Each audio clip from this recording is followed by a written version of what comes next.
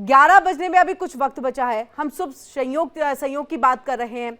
ऐसे में कहा जा रहा है कि जलाभिषेक का, रुद्राभिषेक का और साथ ही दुग्ध अभिषेक और पूजा अर्चना करनी है तो तकरीबन 9 बजे से ही इसकी शुरुआत जो है वो हो जाती है, लेकिन भक्तों के लिए कोई समय नहीं है। ऐसे में देखिए हर समय वो आकर के प्रभु की पूजा में लीन नजर आ रहे हैं। सही आपने कहा कि समय जो शिव भक्त हैं उनके लिए कोई समय की सीमा नहीं रहती है। हालांकि अभी मुहूर्त 11:08 पर बताया जा रहा है, लेकिन सुबह 4 बजे से ही जम्मू के मंदिरों में तांता लगना शुरू हो चुका है। यहाँ पर आप देखिए ये शिव विवाह कराने वाले जो जंगम है वो सुबह से यहाँ पर डेरा डाले हुए हैं। सुबह से हम इनकी तस्वीरें जो है वो लगातार आपको दिखा भी रहे हैं। बाकायदा यहाँ पर बहुत सारे भक्तगण जो है वो पहुंचे हुए हैं। यहाँ पर देखेंगे तो ढोल बजाए जा रहे हैं। शिव विवाह जो है यहाँ पर चल रहा है। यहाँ पर कुछ श्रद्धालु भी हैं, उनसे बात कर लेते हैं कि आखिरकार क्या कुछ। ये बताइए क्या नाम है आपका? आयुषी। आज बहुत बड़ा दिन है, महाशिवरात्रि का दिन है। किस तरीके से दिन की शुरुआत हुई, क्या क्या मान्यताएं रहती हैं? बहुत सुबह जल्दी उठना पड़ा यहाँ पर आने के लिए, क्योंकि हमें पता है कि यहाँ पे बड़ा ज्यादा रश हो जाता है। और जैसे कि आप देख सकते हैं बहुत ज्यादा रश है, अंदर बहुत प्रॉब्लम हो रही है, लेकिन शिव जी के लिए हम कुछ भी कर सकते हैं। जितने भी भक्त हैं वो यहाँ पर आए हुए हैं। मैं एक बार मंदिर के अंदर की तस्वीर भी आपको दिखा दूं, क्योंकि सुबह जब हम यहाँ पहुंचे थे तब थोड़ा रश कम था, लेकिन अब जैसे जैसे दिन चढ़ता जा रहा है रश जो है वो बहुत, भीड़ जो है वो बहुत बढ़ती जा रही है। इस समय मंदिर के अंदर पैर रखने की भी जगह जो है वो मौजूद नहीं है। लगातार भगवान शिव की आराधना करने के लिए, जलाभिषेक करने के लिए पूरे जम्मू से जो भक्तगण हैं वो यहाँ पर आते हैं, जलाभिषेक करते हैं और भगवान शिव से पूजा कर कर, उनकी पूजा कर कर अपनी मनोकामनाएं जो हैं वो यहाँ पर मांगते हैं, ताकि उनका पूरा आने वाला जो साल होगा वो इसी तरीके से उज्जवल हो सके, इसी तरीके से उनका आशीर्वाद जो है भगवान शिव का उनके ऊपर बना रहे। जी बिल्कुल, हम चाहेंगे रमन एक बार जो जंगम है उनसे आप कुछ यहाँ पर कह सके कि आज का दिन तो बहुत महत्वपूर्ण है। देखिए विवाह हुआ था और ऐसे में कौन सा गीत जो है, कौन सा गाना जो है वो सुनाएंगे? जी हाँ बिल्कुल, देखिए यहाँ पर जंगम जो हैं वो सुबह से ही पहुंचे हुए हैं। एक बार फिर मैं इनसे अनुरोध करूंगा, जो शिव विवाह का पर आप गीत जो गुनगुनाते हैं, जो गीत गाते हैं, एक बार फिर हमारे दर्शक सुनना चाहते हैं। ओ मेरे बोले से बाबा, मेरे बोले से बाबा, ओ मेरे प्यारे से बाबा, मेरे प्यारे से बाबा, तेरे भगत खड़े तेरे दारे बाबा, बोले ख्याल रखना, हे बोले बाबा ख्याल रखना, के बोले बाबा ख्याल रखना, के बोले बाबा ना, मेरे बोले से बाबा, हाँ मेरे प्यारे से बाबा, मेरे प्यारे से बाबा, भगत पड़े तेरे द्वारे बाबा, दे सका ख्याल रखना, ये बोले बाबा। बिल्कुल बिल्कुल रमन, हम लौटेंगे आपके पास भोले बाबा ख्याल रखना। और ये देखिए इस गीत के साथ जो है आज के इस महत्वपूर्ण दिन को यहाँ पर सबको उत्साह पूर्वक जो है मना रहे हैं और श्रद्धालु भक्तजन जो है वो लगातार पहुंचे हुए हैं। वहीं हमारे साथ सभी मेहमान जो है वो भी जुड़ चुके हैं, हम उन सभी का यहाँ पर स्वागत कर लेते हैं। और सबसे पहले रामदूत दास जी, आप तक आवाज पहुंच रही है? जी रामदूत दास जी, आपसे देखिए आज बहुत ही महत्वपूर्ण दिन है। एक तरफ महाकुंभ, दूसरी तरफ देखिए महाशिवरात्रि, महासंयोग जो कि कहा जा रहा है तकरीबन आपको 64 से 65 साल यानी कि 60 साल के बाद ये संयोग बन रहा है। ऐसे आज के दिन की खासियत हम चाहेंगे हमारे दर्शकों के लिए आप बताएं। जी रामदूत जी, आवाज पहुंच रही है? जी आप अपनी आवाज को भी अनम्यूट करिएगा। और इसी के साथ मेरा सवाल है कि आज के दिन की महत्ता को आप अगर थोड़ा समझाएं। देखिए प्रभु, आज के दिन के महत्व के बारे में जितना कहा जाए उतना कम है। भगवान भोलेनाथ का पावन दिन है, महाशिवरात्रि का पावन पर्व, और वो भी जब भारतवर्ष में विशाल कुंभ चल रहा है, जहां धार्मिक सद्भाव, जहां हर व्यक्ति के अंदर भगवत भाव की जागृति हुई है।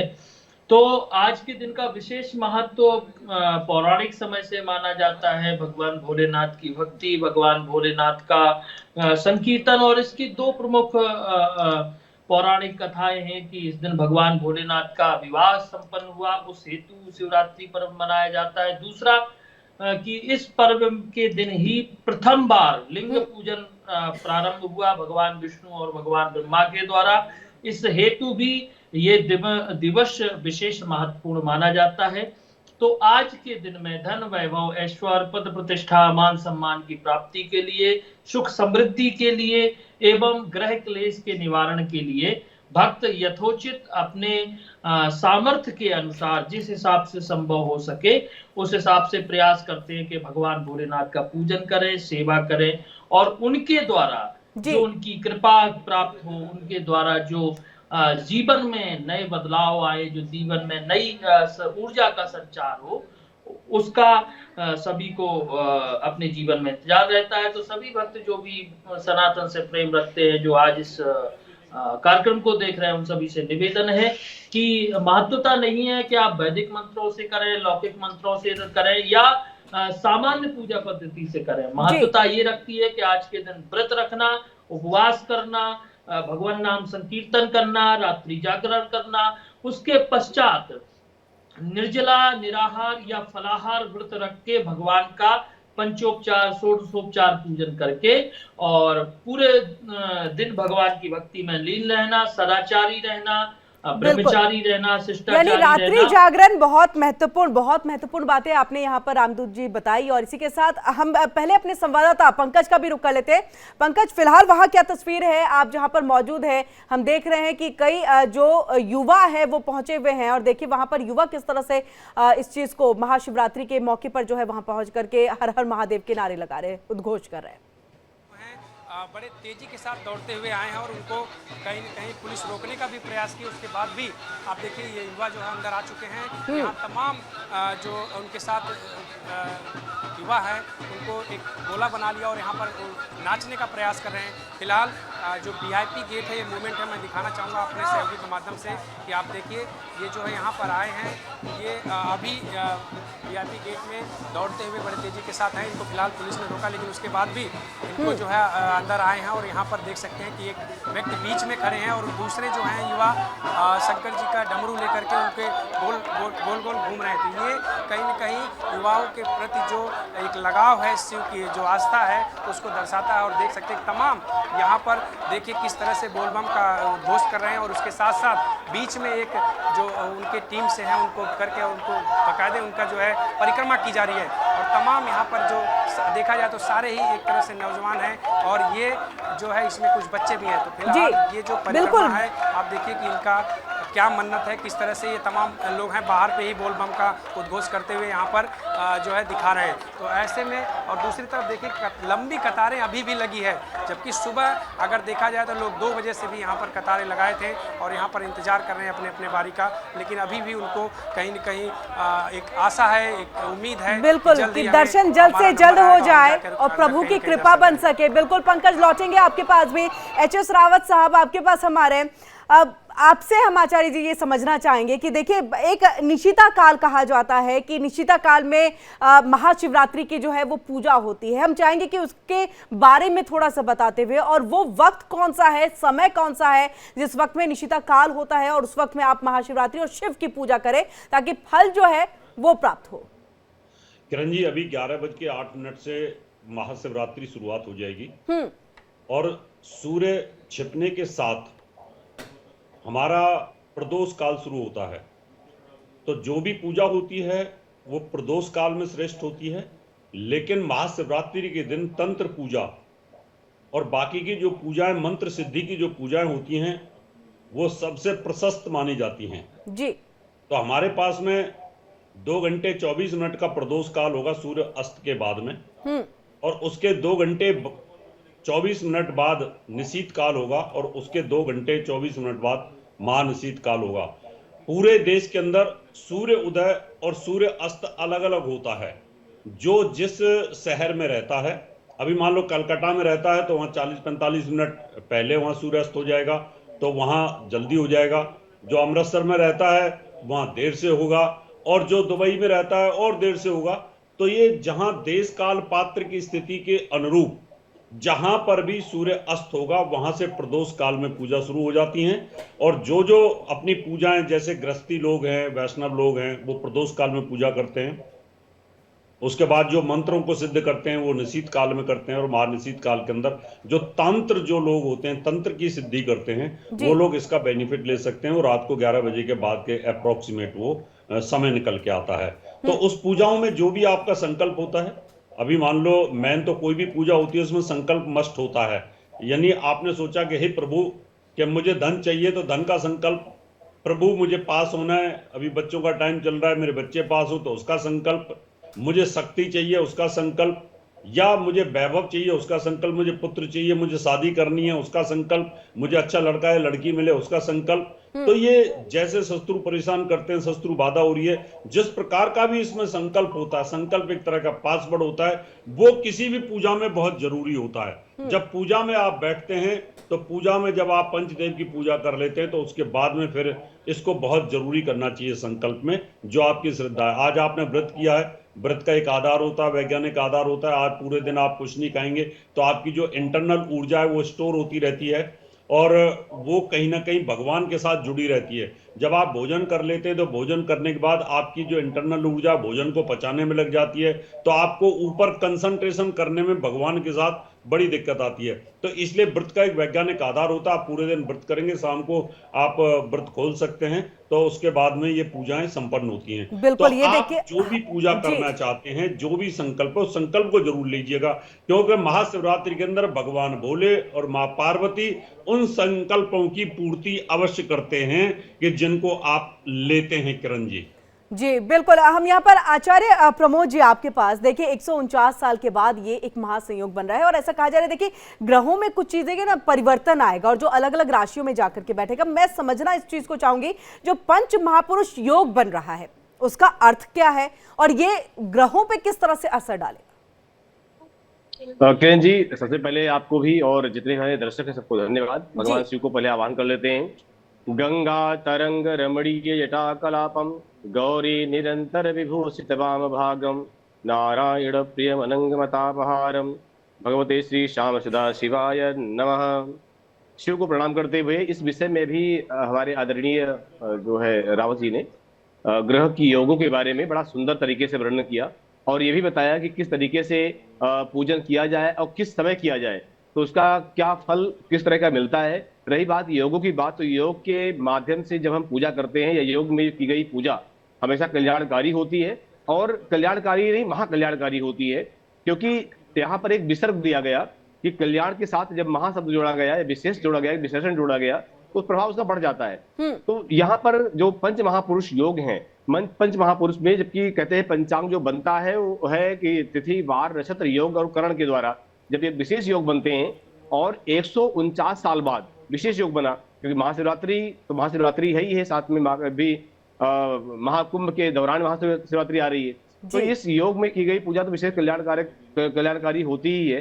साथ में श्रद्धा और भाव, कहते हैं यादृशी भावना तस्य सिद्धिर्भव तादृशी, उसके साथ साथ योग के साथ साथ अपनी भावनाएं भी पुष्ट होनी चाहिए। जब भावनाएं पुष्ट होती हैं, मन पुष्ट होता है, तो भाव जब भगवान के प्रति एक विशेष रूप से आगे आता है, तो उन योगों का प्रभाव और तरीके से बढ़ जाता है, उन योगों का प्रभाव और तरीके से फलित होता है। वही जब एक अभी आदरणीय रावत जी कह भी रहते कि जब हम संकल्प लेते हैं योगों के माध्यम से, तो हमारा जब मानसिक संकल्प होता है और मांत्रिक संकल्प जो हो जाता है उसके साथ साथ, तो वो योग जो है और फलीभूत होते हैं और बहुत जल्दी ही उसका फल उस व्यक्ति को मिलने लगता है। तो वहां पर अपनी भावनाएं, योग के साथ भावनाओं का पुष्ट होना बहुत जरूरी होता है, कि जिससे कि वह मंत्र और अधिक फल देता है और जल्दी ही फल देने लगता है। जो कार्य एक साल में होने वाले शायद वो 6 महीने में या 2 महीने में या सप्ताह के अंदर होने का उसका योग बन जाता है। इसीलिए योग में की गई पूजा हमेशा कल्याणकारी होती है। दूसरी बात, जब भी पूजा करें या पूजा कर रहे हैं, तो अगर कोई आपके साथ ब्राह्मण है जो योग्य हो, जानकार हो, उनके माध्यम से करें, उनकी देखरेख में करें। और अगर आप स्वयं जानकार हैं, आपको उस विद्या का ज्ञान है कि 16उपचार पूजा या पंचोपचार पूजा या दसोपचार पूजा या अनंतोपचार पूजा कैसे करनी है, तो उस तरीके से आप कर सकते हैं। क्योंकि किसके बाद क्या चढ़ाना, जैसे आपने स्नान करा दिया और तुरंत आप भोग लगा रहे हैं, तो उचित नहीं बनेगा। स्नान के बाद भगवान को वस्त्र चढ़ाया जाता है, वस्त्र के बाद तिलक लगाया जाता है, तिलक के बाद यज्ञोपवीत चढ़ाया जाता है। ये क्रम होता है। जैसे कहते हैं कि आवाह नासने पाद्यम अर्गम आचमनीयकम स्नानम वस्त्रोपवीतम च गंधे माल्या नुक्मात् धूपम दीपम च नैवेद्यम तांबूलम च प्रतिष्ठा पुष्पांजलि इति प्रोक्ता उपचारा षोडशा। तो पूजा के उपचार में क्रम में कैसे करना, क्या करना, तो आप ये तो मैं निवेदन करूंगा कि श्रद्धा भाव तो साथ साथ है ही है, पूजा का जो क्रम होता है उस क्रम को भी ध्यान में रखते हुए और क्रम से करें, नियम से करें, अपने आप को समर्पित करें। कई बार ऐसा होता है कि आप पूजा कर रहे हैं, फोन आ गया तो फोन बात करने लगे, फोन उठा लगे, जी जरूरी है, इमरजेंसी है। नहीं, मुझे लगता है कि क्या फोन नहीं था तो पूजा नहीं होती थी क्या, या बात नहीं होती थी? तो मुझे लगता है कि बहुत श्रद्धा भाव से और जितने भी ये व्यसन वाली चीजें हैं या आधुनिक चीजें हैं उनको थोड़ा साइड में रखते हुए कि पूजा कुछ समय की होती है तो करें। दूसरी बात है कि बहुत से लोग करते हैं 8 पहर की पूजा, 4 पहर दिन के और 4 रात्रि के, तो उसको भी बड़े भाव से और जागरण करते हुए और अपने समय समय पर योग अभ्यास करते हुए, से प्राणायाम आदि करते हुए कि नींद ना आए, आलस्य ना आए, जम्हाई ना आए, इसका ध्यान रखते हुए भगवान की पूजा करें। तो वो पंच महापुरुष जो योग हैं और ग्रहों के योग हैं वो अच्छा फल देते हैं। बिल्कुल बिल्कुल। यहाँ पर आचार्य प्रमोद जी आपने जो ये बताया कि देखिए फोन आ गया तो फोन पे बात मत करिए, मन से प्रभु को याद करके जुड़ाव रख करके जो पूजा अर्चना करेंगे वो भाव के साथ, तो प्रभु जो है वो प्रसन्न होते हैं और बहुत जल्द होते हैं। आपके पास रामदूत जी, आपके पास आते हुए हम ये समझना चाहेंगे जो 8 प्रहर पूजा की बात जो यहाँ पर आचार्य प्रमोद जी कर रहे हैं, इसी चीज को देखिए, प्रहर में आप पूजा कर रहे हैं लेकिन 4 द्रव्य जो है वो बहुत महत्वपूर्ण होते हैं। तो हम चाहेंगे कि पूजा में कौन कौन से द्रव्यों का इस्तेमाल, यानी कि उसका प्रयोग करना वो बहुत ज्यादा जरूरी है, उसको नहीं छोड़ना चाहिए, वो होना बहुत जरूरी है। ऐसे कौन कौन से 4 द्रव्य हैं जो बहुत महत्वपूर्ण है कि आपकी थाली में होने चाहिए पूजा के दौरान? किरण जी, पूजन पद्धति में, अगर सामान्य पूजा पद्धति में अगर आप किसी भी देव की पूजा कर रहे हो तो जल, आपका नैवेद्य और पुष्पमाला, अक्षत, ये सामान्य रूप से आपके थाली में होने चाहिए। और फिर षोडशोपचार या अन्य पूजाओं का, बड़ी पूजाओं का बहुत बड़ा विधान होता है। लेकिन अगर आप पंचोपचार पूजा भी कर रहे हैं, सामान्य ग्रस्त जीवन में है, तो ये 4-5 चीजें आपको सामान्य तरीके से उपलब्ध हो जाएंगी और उसके द्वारा हर प्रकार के जैसे कई प्रकार के अनेका सहस्त्राणि बहुलानि विद्या, जिस प्रकार से जिसका अपना एक पद्धति है वो उस पद्धति से सेवा पूजा करता है। लेकिन मुख्य फोकस होता है आज के दिन में, चूंकि कोई व्रत, त्योहार, नियम, संयम अगर अनुष्ठान के रूप में हो रहा हो तो वहाँ वैदिक ब्राह्मण उपलब्ध होते हैं, वो अपने अनुसार क्रियाकलाप कराते हैं और निर्देशित करके वो पूजा सुचारू रूप से संपन्न कराते हैं। लेकिन जब ऐसा कोई माहौल बनता है कि ये एक त्योहार के रूप में मनाया जाता है, वो शिवरात्रि हो, जन्माष्टमी हो, रामनवमी हो, जो हर हिंदू के, हर सनातनी के घर में होता है।